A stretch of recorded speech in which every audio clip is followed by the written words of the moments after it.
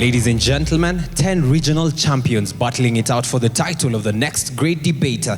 This is the Great Debaters Contest Season 8. I am your host, Chris Boru. And I am Esperanza Kapanga. The motion on the table today is governments must provide universal health care to all its citizens. In the proposition are the ladies from Loreto Girls High School. And in the opposition, we have Chief Mbogori Girls High School. Proposer number 1, you have 3 minutes to make a statement. So when I was in primary, I learned only 3 basic needs. I learned food, I learned shelter, I learned clothing. They didn't tell me health. But as I grew up, I observed that if you don't have good health, you cannot enjoy food properly, you cannot wear clothes normally. And of course, your shelter doesn't really matter. It's a matter of, am I going to be alive in the next few hours? And when I was looking at the SDGs, I didn't see an SDG like good clothing. So I learned to associate good health as my basic need number 3. Health is a vital issue. Health is everything. Without health, none of us would be here.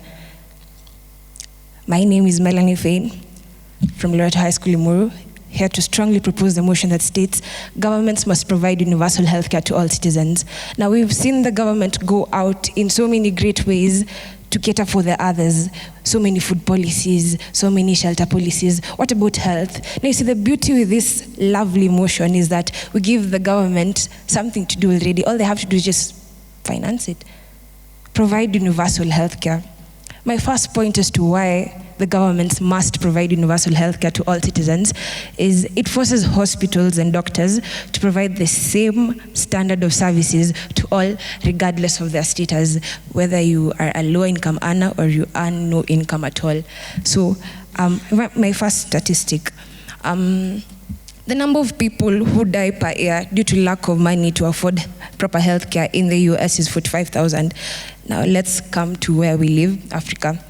According to an article by Tefo Africa Renewal, December 2016, that's when it was posted, 1.6, not thousands of course, but 1.6 million Africans die annually because they lack the money they need to give themselves proper health care. Now, what would universal health care do for us? It provides for all, not the well-being for all, whether you earn again or whether you earn very little. It provides for all regardless of who you are, what you earn. So long as you're a citizen in that country, the government provides for your health care. So technically, what the New Scientist did on 5th May 2014 when he posted his article, he said that for the US, if universal health care was provided, the number of deaths that were caused every year because they couldn't afford health care would go down by 6.3%.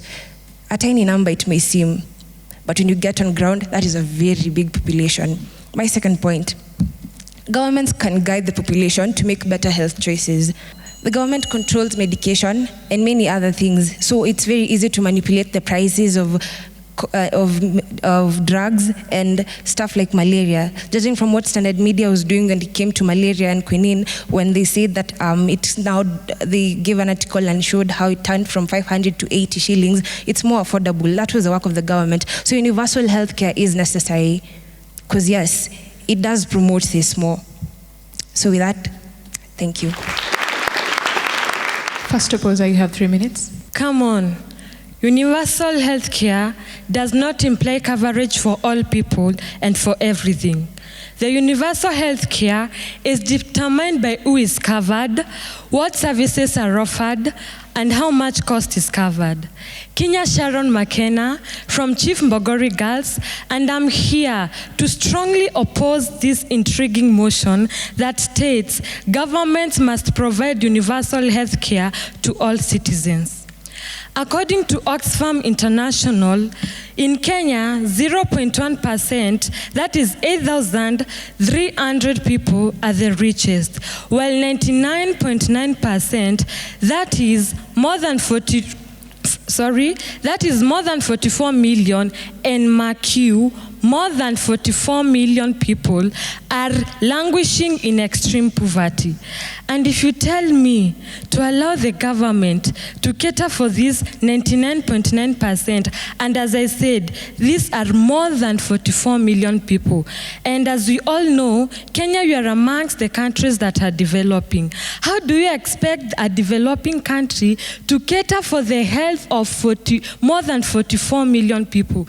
If you tell me to let the government cater for the universal health care, it's like building castles in the air. And why am I saying so? In Kenya, corruption is very rampant. The government officials are squandering billions of money. Who has not heard of the NYS scandal, the Eurobond saga, and the long-forgotten story of the golden bag? You cannot break a bird's wings and tell it to fly. You cannot break a soul and tell it to be happy. You cannot squander my money and expect me to entrust you with my health.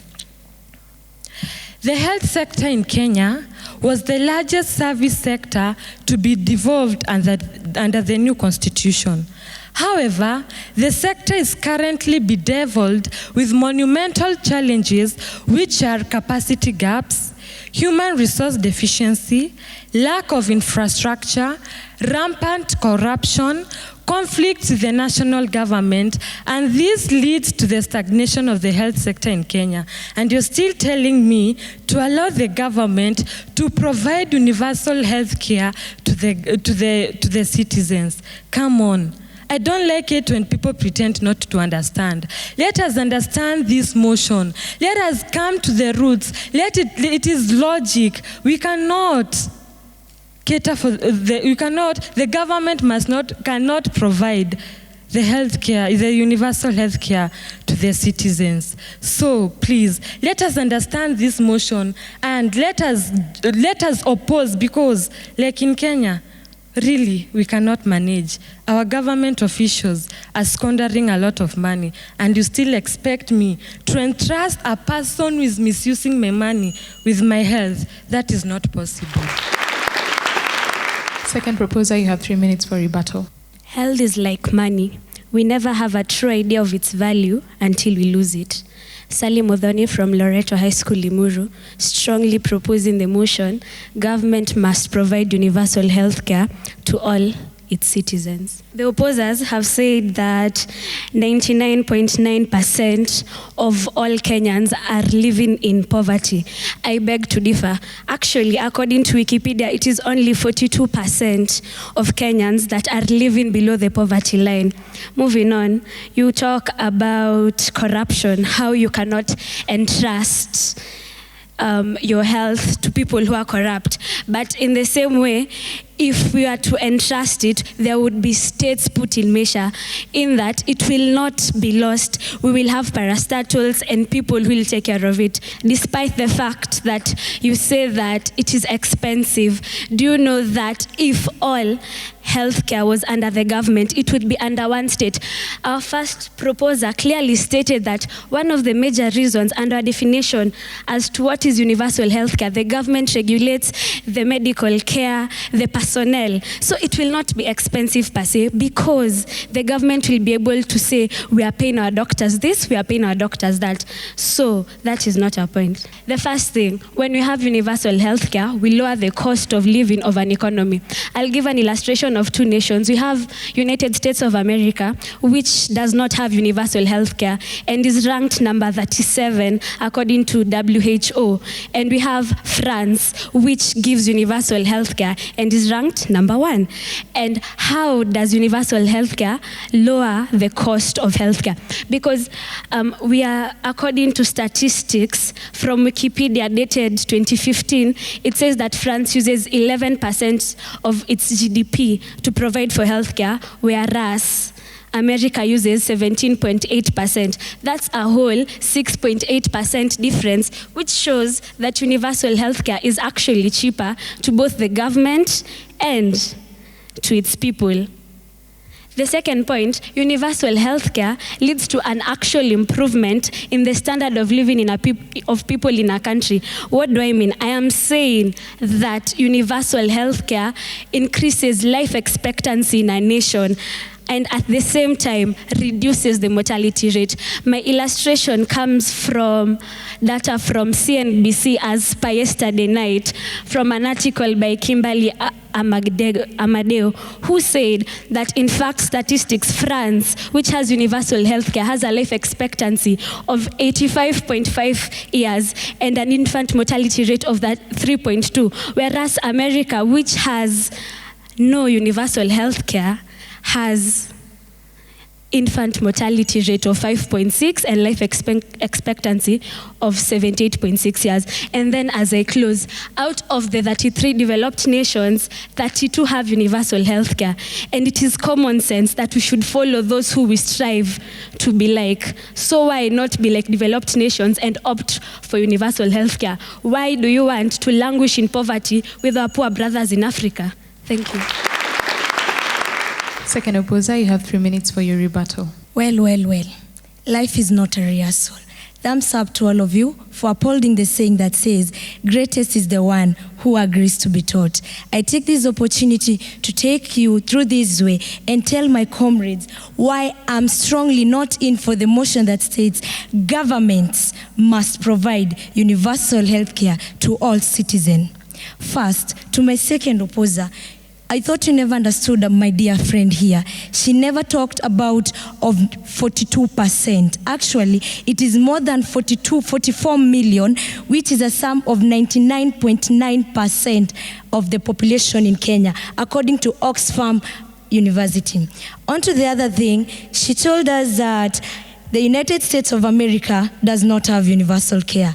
According to the research of the World Health Organization, America has a universal health care, which is Obamacare, that started in the year 2010, which was brought by President Obama. On to my first thing, the whole idea of giving us universal care by the government. You want to take us to be like caged animals who will be moving but inside a cage, as it is stated by Francis Mbuga in his text, The Betrayal in the City. Remember, a journey of 1,000 miles only starts with a single step. For example, at this moment, Kenya, which is a developing country, which happens still to be our beloved country, our motherland, is owing Chinese 980 billion. Angola had 4.28 trillion. Else Ethiopia had 1.37 trillion. All of them, they were owing China. The other day, Sri Lanka had to give off their harbors so as to cater for the debt that they had with the Chinas. So if Kenya wants to adopt the issue of universal health care, do you want to convince me that you are not going to sit down with China or any other government and negotiate to be given money that is going to make us either give our lands, either give our education or anything else? Can we bring the sense? Let's be logic. The other thing, we all know that tax is the main source of government's revenue. Where will this government get their income if not taxing us? That means our direct tax, such as pay as you earn, which our dear and beloved teachers are taxed, our doctors, and also the direct tax, such as the cooperative tax that our pharmaceutical companies are being taxed, will go high. Even the indirect tax will go high. As a result, we won't be having any money to invest. Currently, Africa is no longer investing. What we are doing, we are just paying tax. Paying tax, we don't have money to save. According to business, we understand that for you to save, for you to invest, you must have savings. And if you have investment, all is going to be well. I like it when people are beaten at their own game. You tell us to uphold the universal health care, but let me tell you, South Africa, which is ranked number 3 in Africa, having the highest economic, is still having the universal health care. But trouble there is very bad. Can you imagine one doctor serving 4,024 patients, one nurse serving 807 patients? That's not logic. The ball is on your court. You either save your life or you think about the government. Thank you.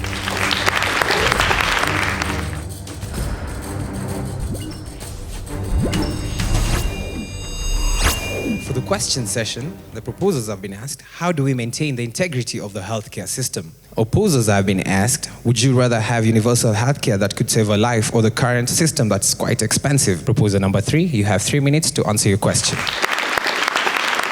We've been asked a question. How do we maintain integrity of the universal healthcare system if the government is corrupt, as you claim? Now, let me ask you a question. I'm sorry to start it this way. How have we maintained the integrity of our roads? These are things that are conducted by the government, for that matter. How have we paid our bills? How have we paid our loans? How have we paid our salary? Up to that point, I know you can get to know and you can get to understand that the same way that we have made it possible in all the impossibilities is the same way we are going to make it possible when we have universal health care. Now, to that point, I've been following this debate and I'm shocked at the heartless nature of our opposers, of our opponents for that matter. How can you, do you like it when people die? Is that what you like? You've just spoken about the way we are so poor, the way our country is so poor, and you keep insisting that it's 99.9%, yet for sure it's 42%. I don't know what your sources are. In a universal healthcare system, everyone is catered for. By this I mean everyone, even those without insurance. And as the second proposer had said, private insurance is quite expensive. And I'm sure those who have among us here can attest to that. So we can say that these people won't be able to pay, but they'll pay in taxes, so everyone can be attended to. We pay everything in taxes. They make roads in this country, and we use our roads because we pay in taxes.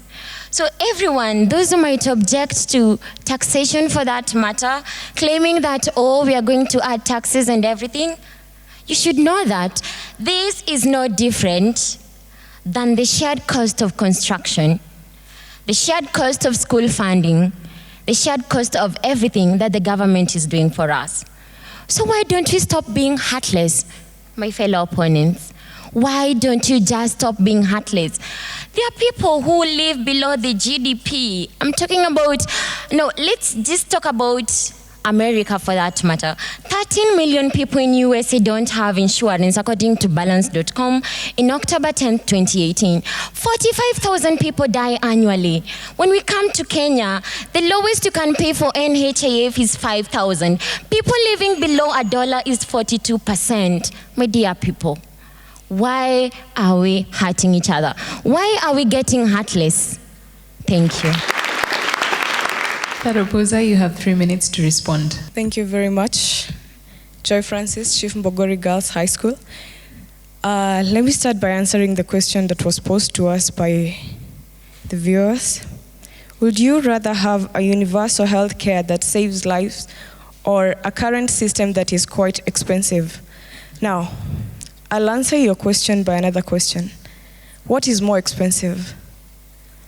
Trying to build another debt over debt, or trying to create a way in which we'll do away with the cases of getting sick over and over again and again?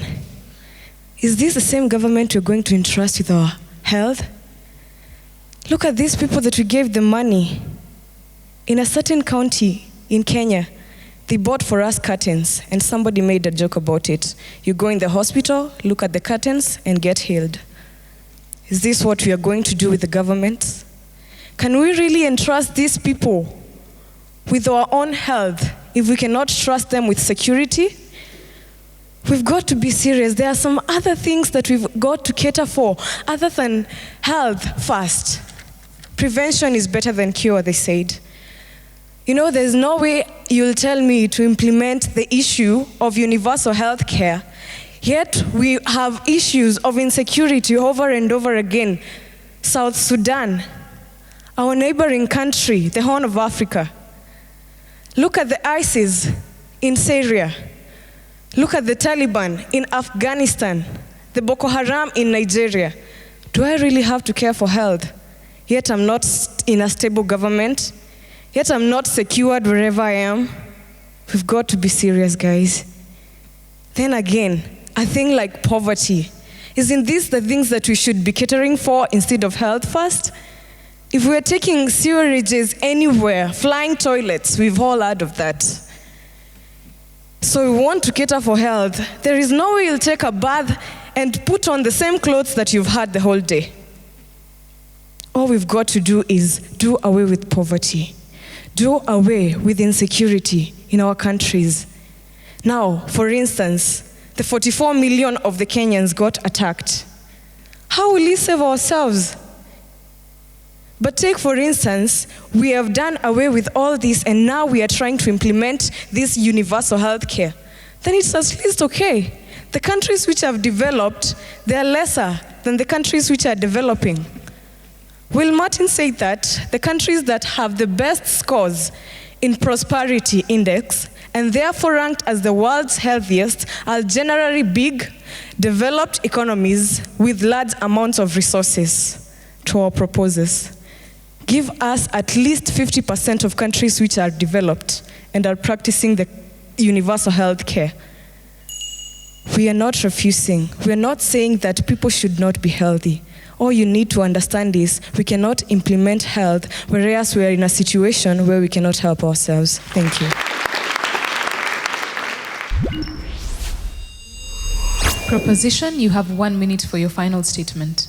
What we are saying and what our opponents cannot comprehend is that if we are unhealthy, it is all in vain. You are busy telling us facts about money. I do not want to hear about money when I'm dead. How will it help me in my grave? You tell me that if they come and attack us right now, who will save us? Who will save us if we are all sick because our health system is messed up? You are asking me about facts. I will give you facts. Out of the 33 developed nations in this world, 32 of them have universal health care. Why? Are they the stupid ones and are we the smart ones? Why are they developed if they do not know what they are doing? I am simply trying to tell you, as Loreto High School Limuru, we are trying to tell you that universal health care is the way of the future, the way of the developed, and it is the answer to our problems. You cannot tell me about money. It is not all about money, because at the end of the day, money does not matter if I'm not healthy. How many people have been sick and they have money? Think about that. Will money help you? Will money heal you? Will money be there when you have cancer, which could have been prevented at the beginning had you had universal health care for it to be diagnosed? Think about that. Opposition, you have 1 minute for your final statement. Oh, well, oh, well. If then it's not all about money, let's do it. 32 countries having a record of being there, having the universal health care.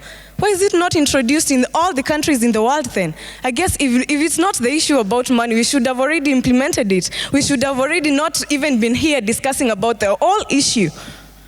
Like, people, we cannot live in a country where we have debts and debts and debts, and you expect us to implement a thing that will take us to another debt, and again take us to the colonial era where all the people, I mean, we are under, can't you see the risk? Can't you just feel the risk, you people? And if again we have to trust the same government, why don't they show us the benefit of the doubt? Do we really have to go to these hospitals if they themselves, they cannot show us that they have the trust that we can make it? It's just the other day that we had the issue of someone's nose being torn, and they went to South Africa for treatment. Why not in Kenya? Thank you.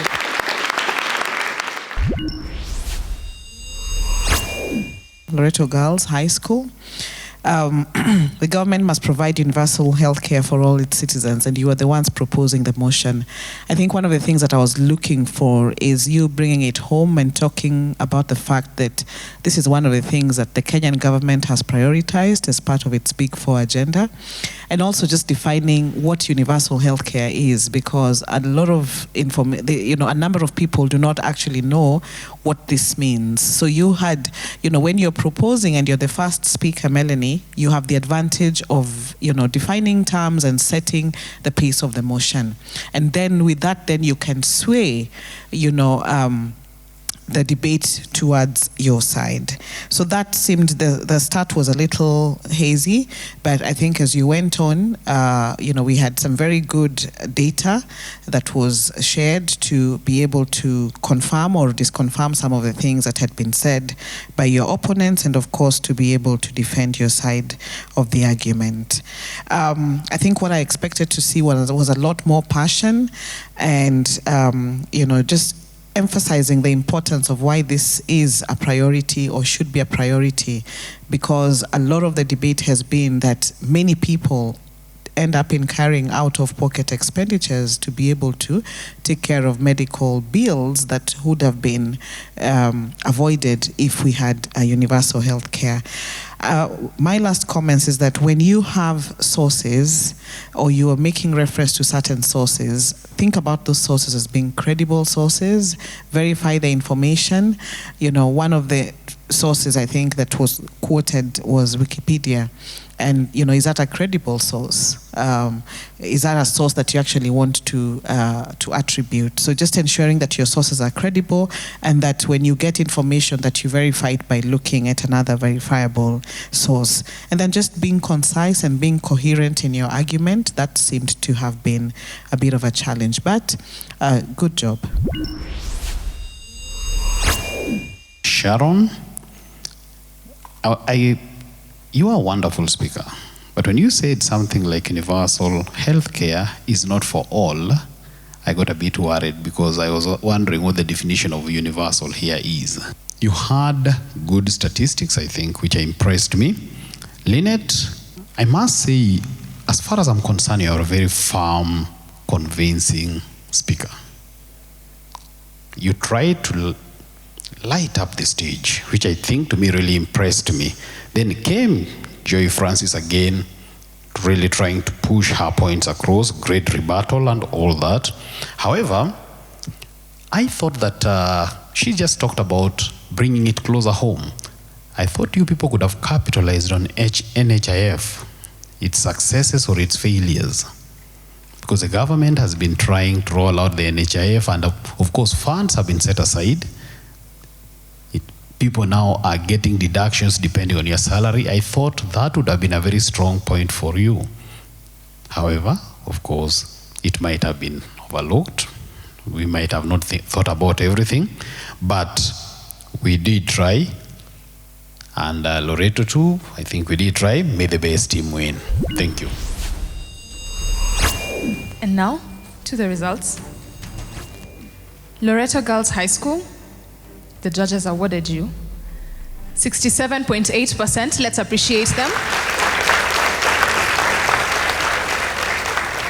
Chief Mbogori Girls High School, you earned yourself 67.2%. Let's appreciate them.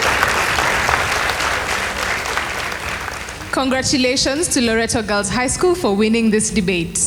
Thank you so much for tuning in to watch the Great Debaters Contest. Remember, the debate does not end here, as the conversation still continues across our social media platforms with the hashtag GDC for SDGs. We'd also like to appreciate our sponsors, Blaze by Safaricom and Brown Kenya Board, for making all this a reality. And for today, the winning statement is, health is like money. You never really understand the value until it's lost. I have been your host, Esperanza Kapanga. And I am Chris Boru.